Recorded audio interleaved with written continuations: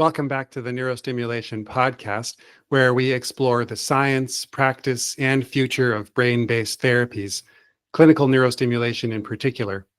I'm your host, Dr. Michael Passmore, and today's guest is someone whose work truly bridges clinical care and academic depth.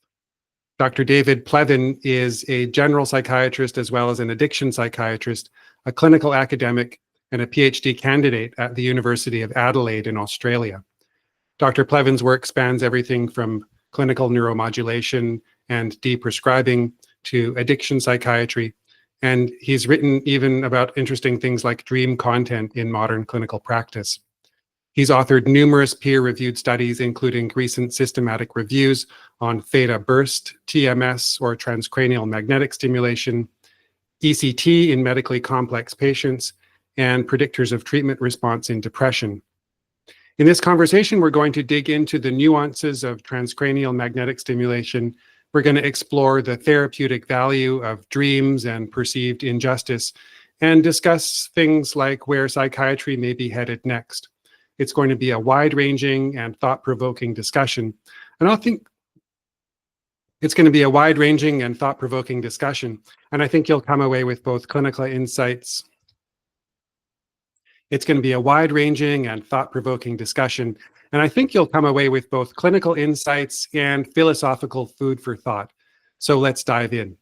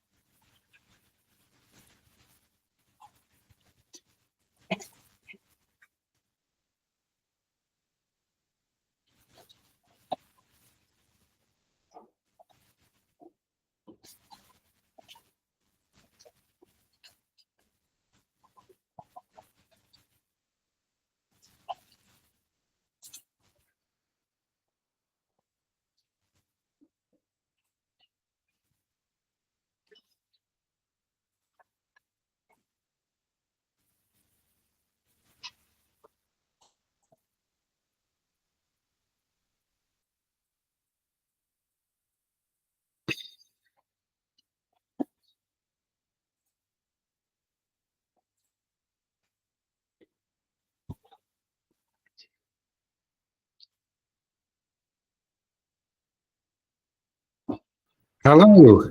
Hi, Mike. How are you? I'm excellent. I'm doing really well, David. How are you? Very well, thank you. Awesome. That's great. That's great. Thanks again for taking the time to join me here for this. I really, really appreciate it. Oh, thank you for having me. I really appreciate the invite. Yeah, that's great. How have things been for you since the conference? Yes, just busy both in the clinical work and in the academic sphere. How about yourself? Yeah, good. Similar. Yeah, it was nice to have a break. Conferences are fun just for a bit of a break, but also to just kind of meet people like you and Yeah, stay absolutely. stay involved and Yeah, get it's always fun just to see what people are up to and just to yes, get a sense of where the field is going. It yeah, really is fascinating. It's yeah, I think it's exciting just to see all of the things that are happening. I guess that's kind of what prompted me to throw my hat in the ring on the podcast side and just yeah. do this kind of thing. So yeah. But I really appreciate again your time. And it's valuable. So I was just thinking, I just did a little intro here Mhm. beforehand. So, Sure. but just like housekeeping things, what I usually kind of go over with guests is that first, if you have a hard exit time, I usually aim for maybe 45 to 60 minutes or so, Yeah, if that would be okay. that's fine with me. Yeah, Cool. And then just as far as like the production and sort of editing and things like that, and I want to make sure that guests have as much control as I do over the content. So, I'll send you the footage afterwards, and if there's anything that you want edited or deleted, Mhm. I'm more than happy to just do that. And then, Yeah, make sure that you're happy with what's going to go out there. that's fine. That's fine. Yeah, and then any like links, like show notes, I can put links to your research or anything that you're interested in having that audience members can check out after they watch or listen, then I'm happy to do that also. Excellent. Thank you. Well, yeah, and I was actually having a look through some of the info in your bio there at the university just to kind of get some ideas on questions and stuff. So I was Sure. thinking we could kind of go through mainly the neurostimulation research, some of that stuff that you presented at the paper in terms of that Yes. meta Yeah. analysis would be awesome. Yes. And I kind of jotted some notes down here about some other kinds of questions. It would pretty much be kind of, I think that'll probably take us most of the time. But yeah, I'm also interested in anything else that you're keen to talk about, whether it's the TMS and or ECT or other aspects of your academic and clinical work. So pretty open, so we Thank can you. just kind of see how we go with it. I find that if we're somewhat, open and just go where the conversation goes, that tends to work Yeah. best kind of thing. So Excellent. Thanks, Mike. nice. Okay, that's great. All righty. So maybe I'll just kind of do a little bit of a countdown and kind of go into it. I try not to be I'm just getting used to this also, right? So it's a bit of like, my wife said, "Oh, you look too nervous." And I was just be yourself, right? So I was kind of like, okay, fine. But anyway, this is how it goes. Cool. Okay, I'll do a little countdown. So 4, 3, 2, 1. So I'm back with Dr. David Plevin. David, thank you so much for joining me today. I'm really excited for this conversation. I'm really looking forward to learning more about your practice, your research, and thanks again for joining me today. Thank you so much for having me, Mike. And it was a pleasure to meet you in Japan earlier in the year. Yeah, exactly. And we were just talking a bit about that before rolling with the recording. But yeah, no, for viewers and listeners, a little bit of context. So Dr. Plevin and I met at it was the brain, sometimes they call them neurostimulation, sometimes it's neuromodulation, but this was the brain stimulation conference in Mhm. Kobe, Japan in February of this year. And it was a great meeting. It was fascinating and lots of interesting presentations, both in terms of the speakers and the posters that were presented. And I was particularly interested and fascinated with Dr. Plevin's team's poster, which he presented there, and we're going to be talking a lot about that today. So yeah, indeed, it was great to meet you there, David, and that was certainly a very interesting conference. So I was going to ask then, maybe we can just go right into it. Sure. In general, you've got a very unique and interesting clinical background, a mix of sorts of interests, it looks like, working across Yes. mental health, general psychiatry, addictions, as well as clinical Yes. neurostimulation. Yes. So maybe you could help us to provide some background and help people to get to know you a bit in how those sorts of domains kind of intersect in your practice these days. Sure. I mean, I have had a varied background to get into medicine and psychiatry in the first place, having done science and then pharmacy and then medicine. And within psychiatry, I'm not sure what the training is in in Canada or elsewhere in the world, but in Australia and New Zealand, it's a 5-year training program after internship. I did 3 years of, well, it was general psychiatry and mandatory consult liaison and child and adolescent rotations. And then I did 2 years advanced training in addiction psychiatry at a public drug and alcohol service here in Adelaide. And I have since, after gaining fellowship, worked in private practice and academia. So I have a half-time role, which links in with the private hospital at which I admit patients and at which I have my consulting suites as well. And after seeing a talk a couple of years back, we had Leo Chen, who's now one of my supervisors, Shan Siddiqui and Joshua Brown. They were in Adelaide. They gave us a presentation here at our clinic as part of the continuing medical education, essentially grand rounds, I suppose. And from that, I moved into a PhD in TMS. I have an interest in personalized medicine going back a while. When I did an undergraduate degree in science, I did an honours in pharmacology. We were looking at the pharmacogenetics of the P-glycoprotein, which is one of the efflux transporters, and looking at that in kidney donors, transplant donors and recipients, and seeing if that correlated with various clinical outcomes. So there's a long-standing interest in personalized medicine, and this is, I suppose, the latest manifestation of that. Yeah, that's really fascinating. It is one of the things that's gotten me very interested, well, in neurostimulation in general, the sort of the transition, and historically, I think we're seeing that it's going from more of a sort of like a more general application and, dare I say, crude, with back in the days of ECT, with less refinement in terms of the actual, specifics and the technology of that particular treatment.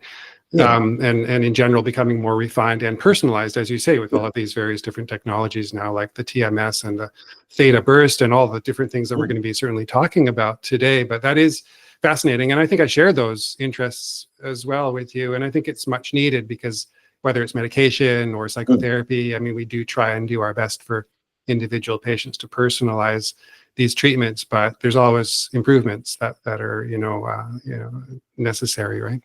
Oh, I agree. At this stage, this is part of the fun of psychiatric practice, I suppose, but it would be nice if we had more of a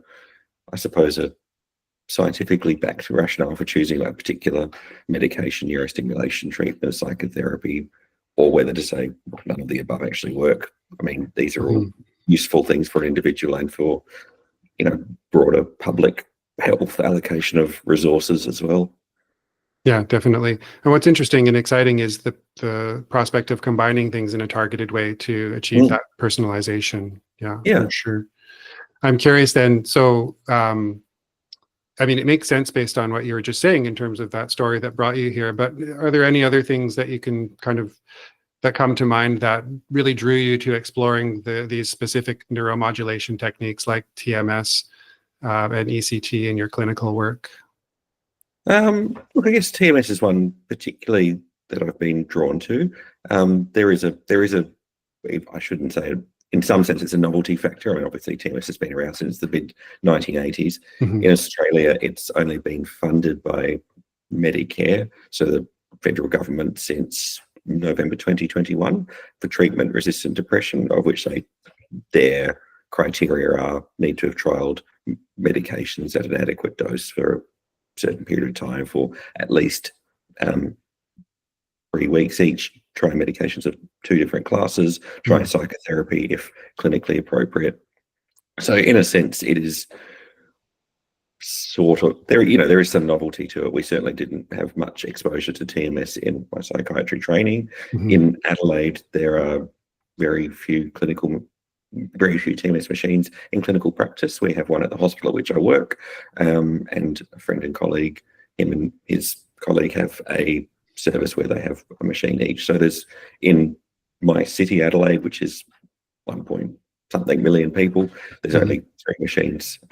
So it is an area of interest in the novelty sense. I suppose also I think we might have been alluding to this when talking in Japan, the notion of, I suppose, expanding non-pharmacological treatments and a biological treatment, which is nonetheless not a pharmacological treatment. I think it's something that has a lot of interest and promise. No, definitely. Yeah, I remember chatting about that. I mean, I think that the landscape there sounds very similar to the one in Vancouver and probably Canada in general. It's fascinating, I think, because I can think back to having done a week-long course. It was 2003 in Boston with Dr. Pasquale Leone and TMS, and thinking at the time, sure, of course, it was mostly research oriented, but there was emerging clinical evidence in depression, and thinking, gosh, I mean, this should revolutionize practice, but 20 years on, and it really hasn't. And I think there's so many interesting dynamics at play there, whether it has to do with pharmaceutical lobby or how the governments in these different countries and insurance agencies have kind of approached the whole issue. But it's something sorely necessary in terms of developing different kinds of therapies, because I'm sure you do as well. We have these conversations with colleagues and patients all the time which just reflects this general frustration with the obviously our current treatments can help some people and they're very helpful for many people, but there's a lot of people that really have disappointing outcomes or only partial improvement. And so there's always hope that we can achieve better outcomes with some of these technologies. So it is exciting for sure. Absolutely. Maybe this sort of as a slight tangent, I suppose, hopefully the development of, I guess, novel biological but non-pharmacological treatments also is additionally beneficial for our patients. I mean, one of my clinical interests has been in de-prescribing and trying to reduce polypharmacy burden. The story I heard from someone, a geriatrician perhaps, saying to a ward round, what's the most dangerous medication? And the answer was, well, the fifth one. So yeah, for sure. 100%. I mean, it's hard to know. I mean, obviously these are complicated questions, and again, when I think I really like this term personalization. I mean, I know it's catching on, and then for good reason, but yeah, I think with the best of intentions sometimes, and particularly when people practicing in urban centers or maybe academic centers where the treatment resistant definition often does involve 4, 5, 6 different psychotropics, and again, people come to that point. There's this idea of kind of like the system in quotes, or, people kind of go through the system per se, and people on the way, their helpers were doing their best to try to help them with symptoms and following treatment guidelines that are evidence-based and so on and so forth. But at the end of the day, when, as I have similar concerns in a lot of situations when I see someone who lands in the hospital perhaps and is still debilitated by symptoms and yet still taking all these different medications and suffering the side effects, and it's hard to tease out the residual symptoms from the medication side effects. So absolutely, I can think of many times in more of like a tertiary care setting when de-prescribing and trying to start from scratch as safely as possible ended up being the best thing for that particular person. Yeah. And probably ECT ends up being something that, is we often tell people, especially the seniors and their families that we're looking after, that ECT, as much as people often initially have a kind of a, like, they hold their breath a bit because of the stigma, then in the end, it's much more, it's much better tolerated than some of these cocktails of medications that weren't working before. So why don't we turn to the TMS thing? Because I was really interested in your poster that you presented at the conference in Japan.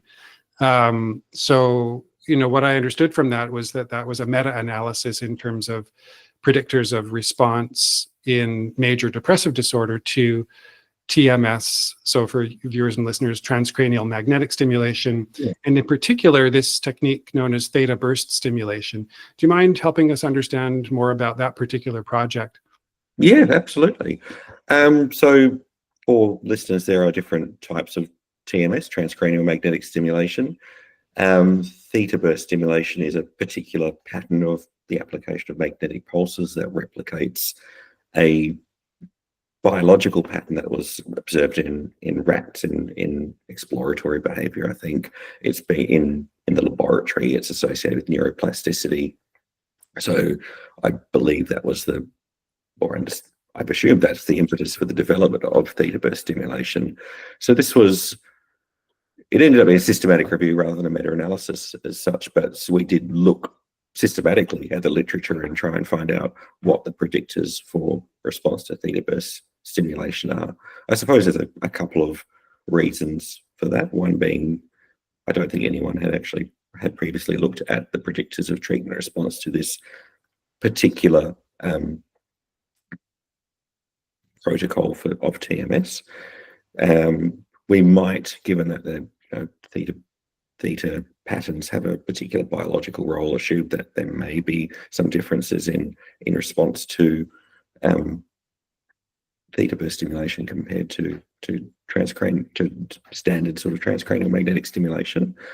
I guess the other thing, I mean, ideally, you might be able to say, well, look, this person has these demographic or clinical characteristics that strongly correlate with the response. This is great. We can say, well, let's try and get them to theta burst stimulation, or, perhaps in a broader sense, maybe you'd say, let's aim for a neurostimulation before pharmacology, for example. Conversely, too, it may be the case that there are no particular predictors of response, and the theta burst stimulation can be used, I suppose, transdiagnostically in a sense for various depressive syndromes. So that was the background to the research. Yeah, that's really interesting. Again, coming back to this whole idea of targeted and personalized approaches, as early as possible. That makes a lot of sense. So as far as, and I misspoke there on the meta-analysis piece. So with this being a systematic review, so remind me again, and for the folks who haven't seen the poster or don't know the paper, what are some of the most promising kinds of clinical or electrophysiological markers that seem to be, coming, or the data sort of pointing towards? Yeah, so of the many demographic and illness-related and treatment-related and electrophysiological factors that have been assessed in the literature, and these were all from clinical trials. Probably, not that looking for these predictors was the key part of the trial, but they have been looked at in trials. So among trials that assessed using it as a target, the left dorsolateral prefrontal cortex, which is very commonly used as a treatment target. Treatment refractoriness, so the more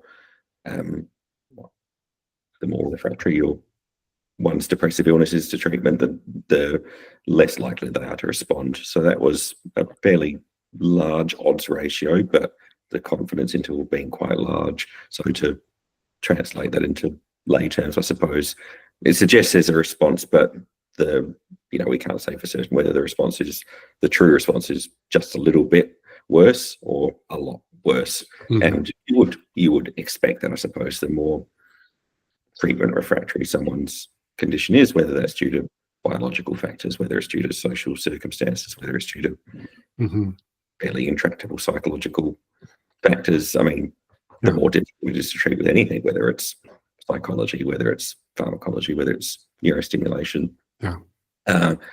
Anhedonia in youth, I think that might have been a Canadian study. Just remind myself what the thing was with anhedonia in youth. I think the less anhedonia in youth was associated with lower depressive scores. There are a few electrophysiological variables that more consistently predicted theta burst stimulation response status, but the effect sizes were small. So one possible mechanism of action of theta burst stimulation, and these are all speculative to some extent, but it might be restoring and the balance if there is an imbalance between excitation and inhibition.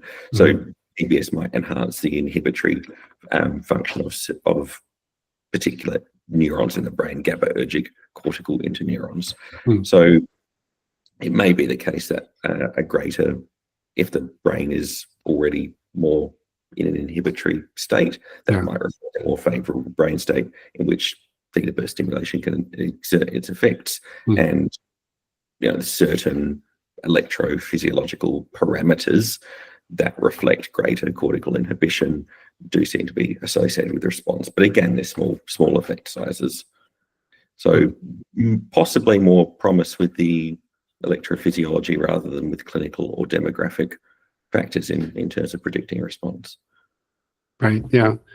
Yeah. It's interesting because, I mean, I agree. I understand from a regulatory perspective that there is importance in terms of, accessibility and having it made available for the treatment-resistant depression population, at least initially. But it is also interesting to think about, well, just opening the optionality for people perhaps earlier on in terms of their therapeutic journey, and identifying factors in terms of their phenomenology that might signal preferential early response to neurostimulation even before an SSRI, right? I mean, that's just because, a person might, for whatever reason, prefer to try that first, and maybe they should be able to, especially if they have, features of their particular syndrome that bode well in terms of a positive response. So again, this personalization question. So do you think, based on your study, that,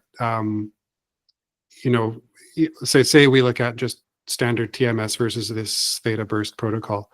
Well, maybe before that, do you mind? So if we stick with the theta burst for a second, so does that entail maybe you can help viewers and listeners and me understand the degree to which that then would provide benefit in terms of an accelerated course or other kind of therapeutic advantages for people in terms of less risk of side effects or things like that? The theta burst, well, that's a good question, because we were one of the hospital at which I work was one of the sites in an Australian study that was published in 2021. There was a site here in Adelaide. I think there were 2 sites in Melbourne and 1 site in the Gold Coast, if my memory serves me correctly.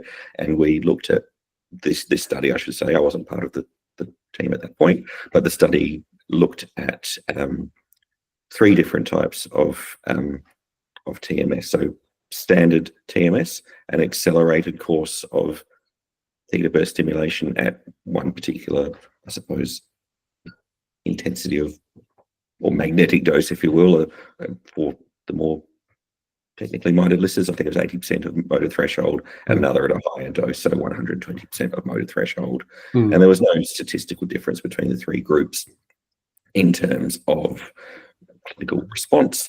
The benefit of theta burst stimulation is that it can be administered in a very brief period of time. So whereas a standard TMS might take about 40 minutes or so per session, theta burst stimulation can be administered in a much briefer period of time. So the treatment itself might last for a few minutes, and in an accelerated fashion that can be done.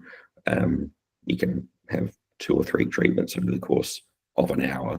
So in Australia, Medicare funds 35 treatments for an initial course of TMS. So there are benefits for patients, for services to some degree, depending on how it's done, in having a more accelerated course. So, I mean, obviously, if you're having the theta burst stimulation once a day, then you would be there for, let's say, 5-10 minutes while they set it up, a few minutes for treatment, and then you're off on your way.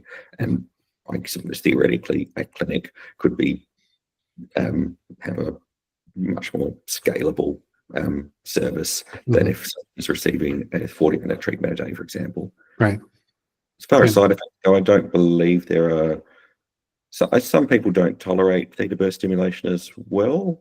And look, some people, for whatever reason, these are the mysteries of the brain and the limits of our knowledge, but some people do respond better to standard TMS rather than theta burst stimulation. Why that is the case, that's a good question, and I'm sure that would be some useful further research in looking at why some people respond to one type of TMS as opposed to the other type. Right. Yeah.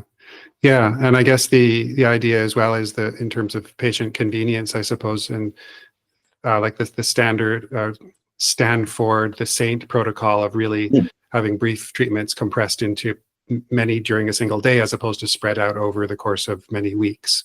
Yes. Yeah. I wonder, is there any evidence of an increased risk of seizure with these more intensive or abbreviated sort of accelerated treatment protocols? I believe my understanding is that there are, I mean, the risk of seizure with TMS is present, obviously, but it's very low. Yeah. Some of the standard protocols, I can't off the top of my head remember, it might be the low frequency right unilateral TMS. So one of the types of the standard TMS might be associated with a lower risk of seizure. But that said, the risk of seizure in general is quite low. Right. If there are people, again, some people have had TMS even in the case of having comorbid epilepsy, which would be certainly pose an increased risk of seizures, but it can be done. So I guess just to say that the risk of seizures with theta burst stimulation is probably higher than with standard TMS, but how high that is unclear. Yeah, and probably not a significant issue, and that's just part of the risk-benefit consideration. But the risk of seizure in general is still very low with TMS. And it has been said, and to be fair, it was people who sell TMS machines, but suggested the risk of seizure with antidepressants is higher than the risk of seizures with TMS, which is a fair point. For sure, absolutely, yeah. And so, yeah, I mean, well, this is the thing, and I guess that leads to another question in terms of, what you're anticipating kind of on the horizon in terms of combining neurostimulation techniques like this with medication and other types of therapy, psychotherapy. What do you have thoughts about that? I think my understanding, and this is a brief understanding rather than a deep understanding, but that TMS combined with psychotherapy can be particularly helpful. And I do wonder, I think a lot of the benefit of people having TMS is that they get to, there is, I'll say, the placebo effect, I suppose, and not in a derogatory or negative sense, but in the sense that they do have just simple supportive care and get to spend an hour with a caring clinician each day. They get to spend time with a caring person who's doing their depression scores before and after treatment. So I think that is, even if it's not formally even if you're not sort of formally doing a structured psychotherapy or something similar during the course of TMS, I think that component of it is a big component too. I don't want to speculate specifically as to whether it's about many medications, but there is one. I mean, there is some interesting new work, and there is a trial underway in Australia at the moment looking at D-cycloserine. I think the initial work was out of North America, and this is a larger study which has been hampered by the difficulties in accessing the medication as well. But there is, I think that the initial studies were very promising in terms of a markedly increased, I can't remember specifically as response or remission, but there is the individuals who use D-cycloserine alongside TMS, they just went much better. So there are some interesting avenues for pharmacology as an adjunctive treatment with TMS. Yeah. No, that's it is really interesting, because I mean, I think that I guess it makes sense in terms of, again, what we were talking about with taking advantage of as many of these types of approaches to treatment as we can, and maybe, I guess there's always that argument around, well, keeping things simple is generally a pretty good principle to stick by. But then on the other hand, maybe some people would, for whatever reason, especially again, if we're kind of by virtue of the regulatory guidelines, at least for now, limited to treatment-resistant kinds of patients, then we're almost kind of forced in a way to think about having, people on medication and or psychotherapy. But yeah, the piece that you mentioned about the expectation effect or some placebo type effect is interesting as well, because that's something that, I'm seeing more and more this kind of, and I guess historically as well, it's been a thing dating back to, decades ago, maybe even centuries ago, with people, sort of a snake oil type approach of like Yeah. electrical stimulation on the brain, curing hysteria or what have you. And so there is that has to be kind of considered. And I mean, I think, for people who don't know, who are watching and listening, that this is what's really important about the extent to which the randomization and the control and the blinding of these kinds of studies is critically important, so that we can make sure that this isn't just, snake oil and not true, valid, scientifically based and validated kinds of technologies. That was certainly something that I got out of hearing some of the presentations and seeing some of the posters at the conference on these even more novel neurostimulation kinds of techniques, like the focused ultrasound and different things that are coming out. Absolutely. And I suppose just for the listeners as well, there is, TMS does have a real therapeutic response when they have compared active to sham TMS in trials. There is a response by the same token. And as with anything, whether it be psychotherapy or pharmacotherapy, there is the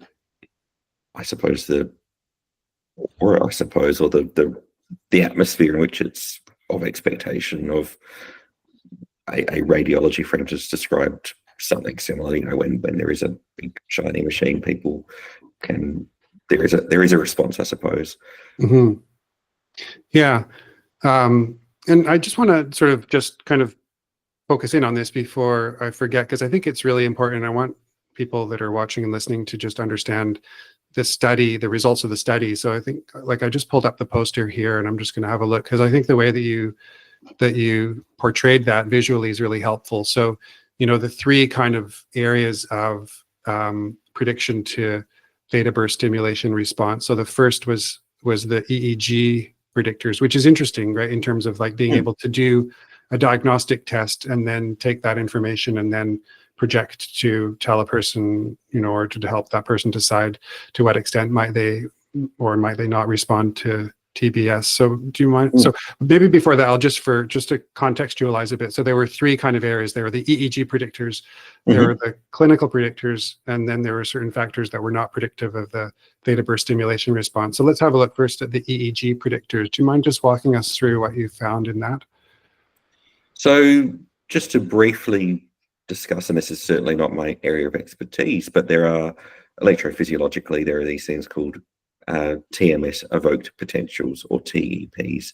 These, so my understanding is you administer a TMS pulse and then you record the electrical activity on the scalp, essentially. So these TEPs have a certain pattern.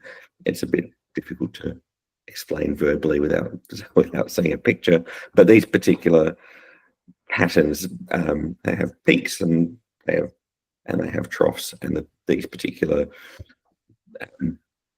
the particular peaks and troughs can be associated with inhibition or excitation in the cortex of the brain.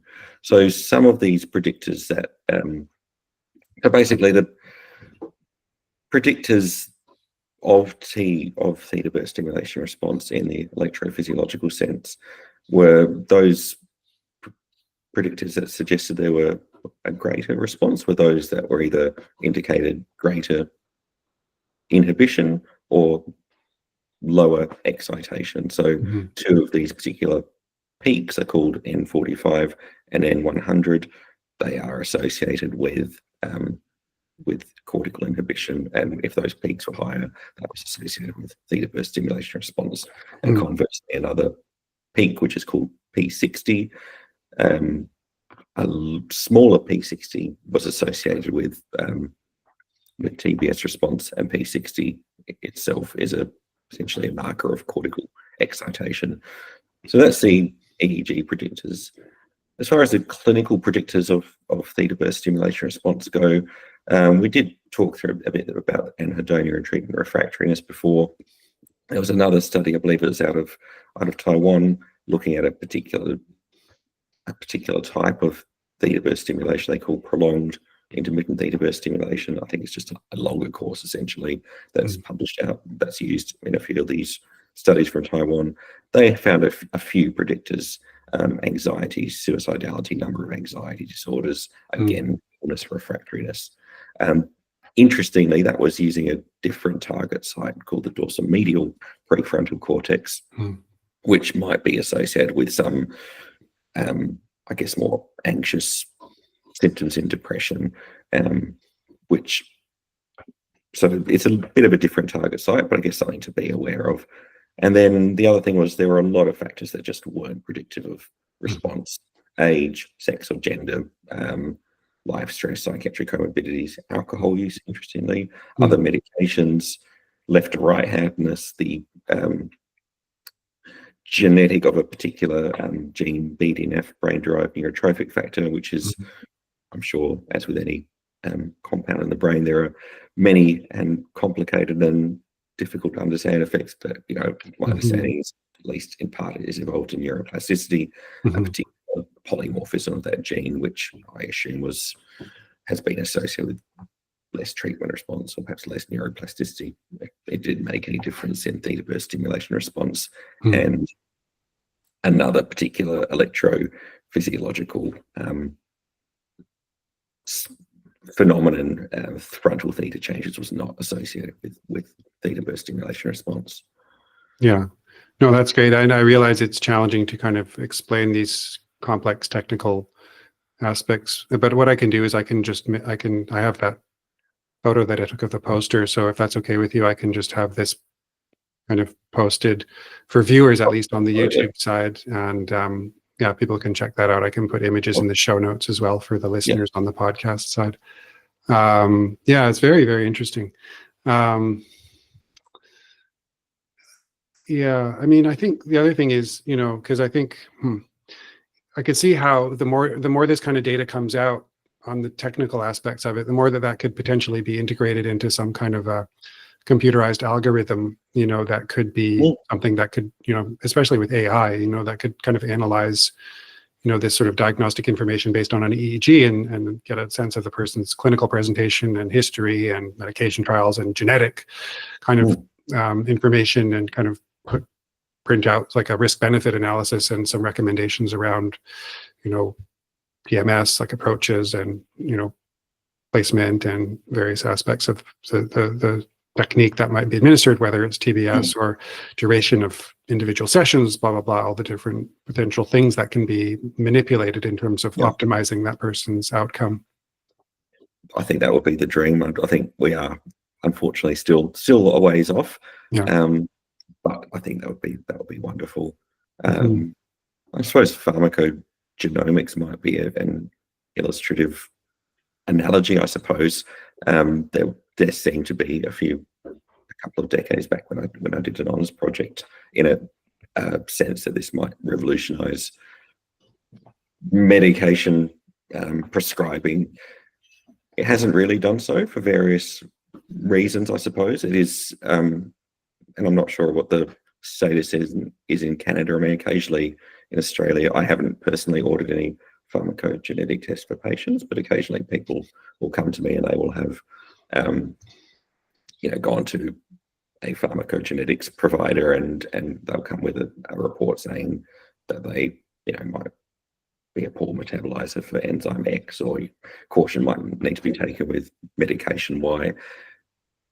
I guess outside of a handful of medications, it hasn't really, I guess pharmacogenetics itself hasn't really fulfilled those promises. I suppose perhaps certainly oncology is not my field, but there are just a vast array of new medications that target particular aspects of the disease process, and that might be transdiagnostic as well. Perhaps that's what we are looking at. So rather, this is all very speculative, I suppose, but perhaps we can use something like TMS in a transdiagnostic fashion. Perhaps ideally we can sort of help to funnel a particular treatment towards a person who will benefit from it particularly, but I guess also having the humility to recognise that it might still be some time before these things can translate into clinical practice. Yeah.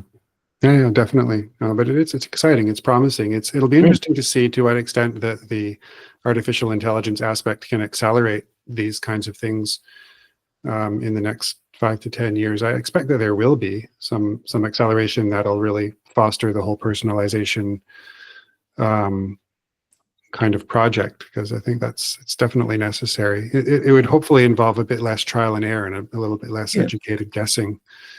Yeah. Well, one study that we're hoping to conduct soon would be essentially using artificial intelligence both to hopefully to predict treatment response to TMS, otherwise to track treatment response. So one of the engineers at Adelaide University has developed a software package that somehow integrates a number of artificial intelligence tools.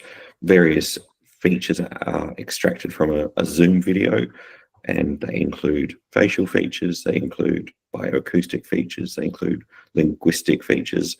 So we will be looking at that, and that potentially provides the opportunity for rapid and automated not only tracking of treatment response over time, and I guess potentially more objective as well, but then possibly these things also have a benefit in predicting treatment response. And very interestingly, in the sphere of facial features, there are a handful of studies from the late 70s, early 80s that looked at facial EMG for a couple of the facial muscles, the corrugator muscle and the zygomatic muscle, which is involved in lifting the lip corners upwards and outwards, basically, and smiling.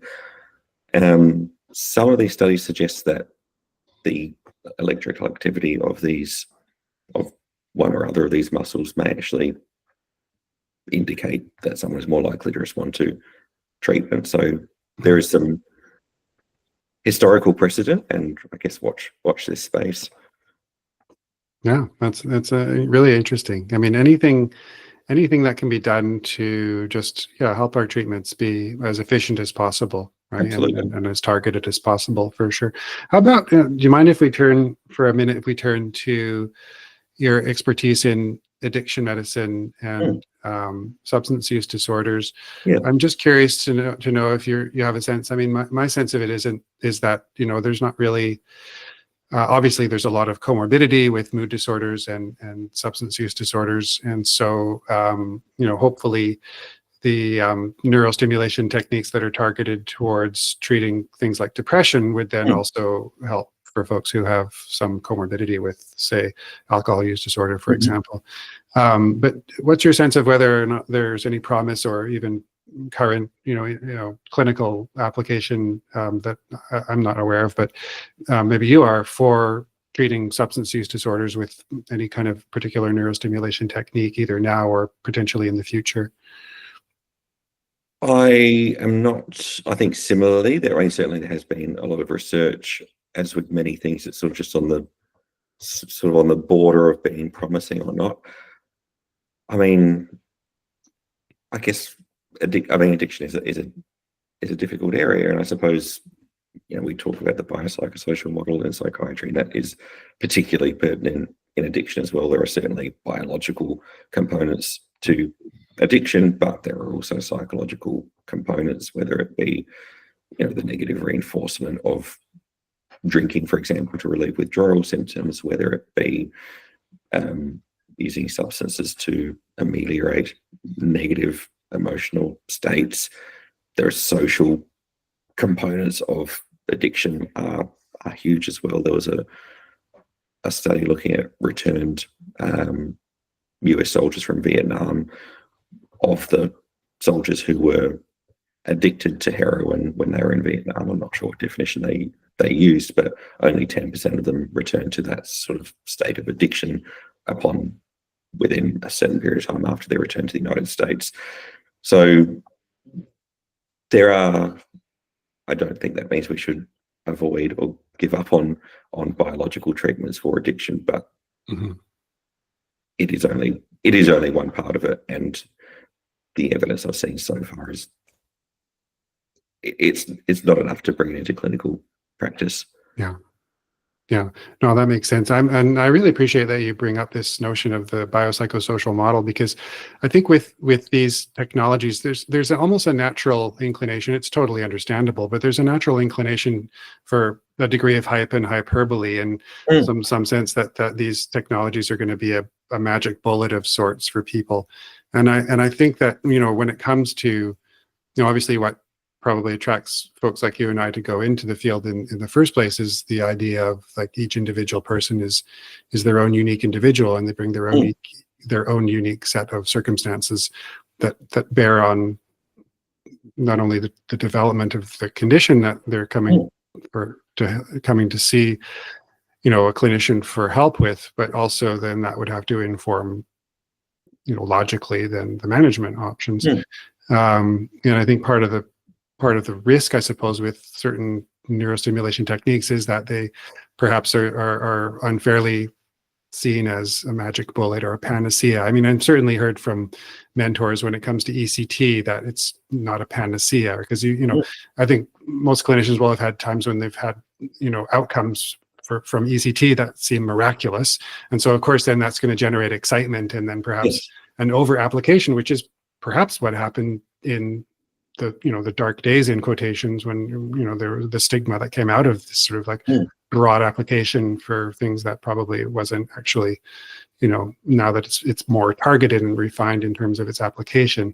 So yeah, I think that to prevent that, I suppose it's important to understand that yes, these disorders are complicated, and there's a number of different factors in all these domains that have to be taken into consideration, and it's not likely to be just theta burst TMS or whatever new invention.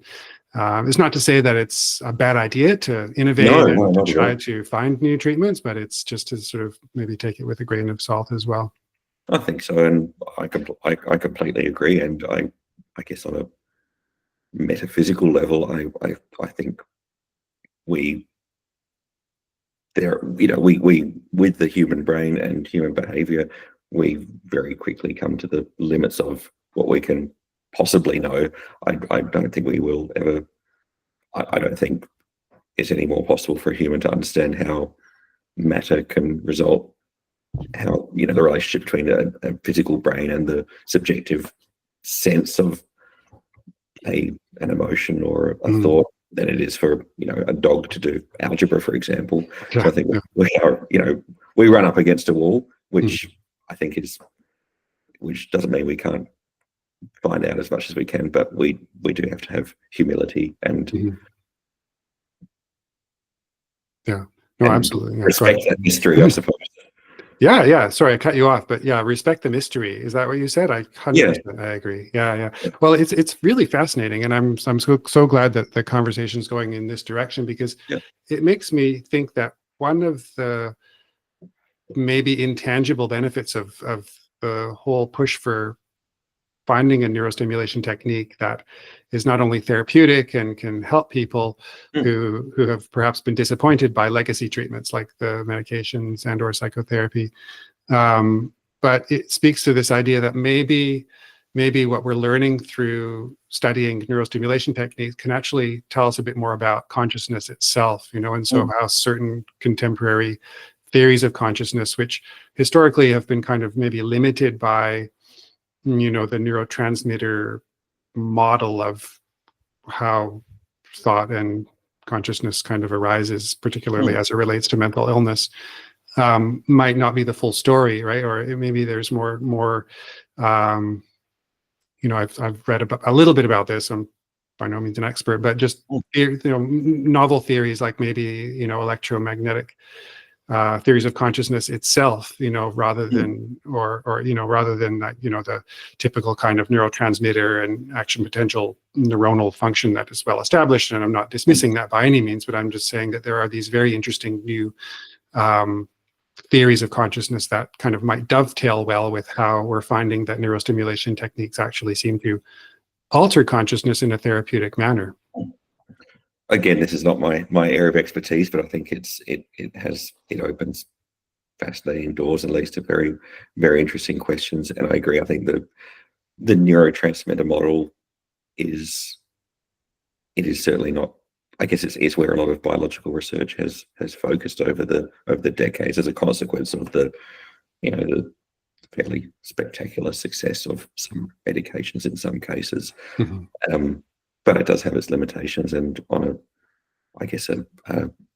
a semi-formed thought I've had is perhaps we are just, whilst you can look at neurotransmitters on one level, perhaps we're just sort of looking at the wrong level, I suppose, of the organism, of the human organism. I mean, a person with mania or depression or psychosis has nothing wrong with their neutrons or protons, for example. It would be ridiculous to look at, I don't know, doing a neutron study in someone with depression. Maybe neurotransmitters again are not the right level that we need to look at, and maybe it does tie in with those electrophysiological factors, electromagnetic factors. These are all very speculative thoughts. Perhaps that is you can, to use an analogy, if you took a glass of water from a giant wave, you would say, well, there's nothing wrong with it, but a wave could still destroy a beach, regardless of whether there's anything wrong at the equivalent of the neurotransmitter level in that analogy. Yeah, for sure. But I think, again, getting back to the idea of less tangible factors and the biopsychosocial approach, I mean, one of the things we do know from decades of research on the psychotherapeutic side is that common factor of a positive therapeutic relationship, Yes. So I think at the end of the day, I know I have these discussions with colleagues and we share frustration about, well, after the 6th and 7th medication trial and umpteenth hospitalization and the person's still not doing well. But at the end of the day, what we can still offer is just that presence and that support and that encouragement and just trying to instill hope. Yes. So I think that's still going to go a long way, regardless of what biological treatments that we're able to offer. And they should dovetail, and for good reason, right? No, I agree. And I think I don't think our job is at risk of being usurped by AI at any point, because AI cannot replace that interpersonal contact, which does have there is a spiritual component, I suppose, that cannot be replaced by an AI telling you X, Y, or Z, or giving you advice or saying, have you approached it in this manner, even if it could be, the next Sigmund Freud and give you the perfect formulation or what have you. Yeah, for sure. There's going to be obviously, again, I think that there's a lot of promise and utility for the AI therapy kinds of options that are emerging, and it is what it is. But I think that there's still going to be an uncanny valley, so to speak, that's going to separate this sort of natural human intuition that is inherently there with direct interactions, whether it's in person or remotely like this. I think, Yeah. So that's great. I mean, we're running out of time, so I thought maybe we could wrap up with me asking, based on your research and your clinical practice, what would be some things that you foresee in terms of research in TMS and what's on the horizon in terms of clinical application, whether it's TBS like theta burst stimulation or the Stanford accelerated protocols? Where do you think that the field is going in these terms? That's a good question. So I think I suppose one is adjunctive treatments like D-cycloserine, and I don't want to become overly biological. There may be adjunctive psychological treatments or other treatments that can be really useful in this sphere as well. I think the Saint, and I know the Saint protocol, and I think the East Coast version of that, the 8 protocol, where they had as far as I understand, compared the Saint protocol as much as possible to another they compared the Saint protocol to as much as possible identical protocol, except not using functional MRI to locate the target site. I mean, I think these things are potentially quite fascinating, just having a very rapid treatment. I guess to be a bit of a Debbie Downer, I suppose it still leads to the issues of access to treatment, and it's very difficult for any clinic to say, well, there's one machine that costs, let's say, $80,000 Australian. That machine will be taken up for a week by one patient. But anyway, I think that's an interesting area of research. I suppose another area, which certainly I'm not I'm sure the research is there. I'm not as familiar with it, but looking at other conditions outside of depression, I know that OCD is certainly one there's been a lot of work on, and I understand that there are conflicting studies, or there's controversy about the best target site and so on. So I think the future is very interesting for this. Actually, one study that's not directly related to psychiatry, but certainly related to CNS, there is phenomena. There is a study at Adelaide University, which I don't have anything personally to do with, but it's looking at TMS to manage neurotoxicity from certain chemotherapies for cancer. So I think TMS as a technology can certainly expand beyond the psychiatric sphere. I'll be honest to say I'm not sure what other people are currently doing with it in practice as opposed to in research, but I think it is an excellent and fascinating technology. Definitely. Yeah, definitely. Well, Dr. Plevin, thank you so much for spending time with me today and for a really interesting discussion. I certainly learned a lot, and I'm sure our audience is really, well educated now and informed in terms of your research and your clinical experience. And hopefully everyone has found this to be as interesting a discussion as I have. So thank you once again. Really appreciate your time and your interest and your expertise. Thank you. It's been a pleasure talking to you, and I really appreciate the opportunity to come on your podcast. Yeah, that's great. And we'll look forward to catching up again at a future conference, hopefully. That sounds excellent. Thank you. Okay. Have a great rest of the day. Cheers. Thanks. You too, Mike. See you. Bye-bye. Okay. Bye-bye. Thanks a lot, David. Bye. Thanks. Bye.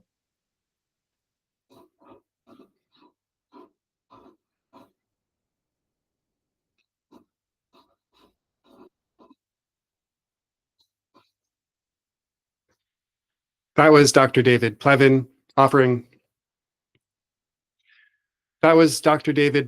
offering a rare blend of scientific rigor and reflective clinical wisdom.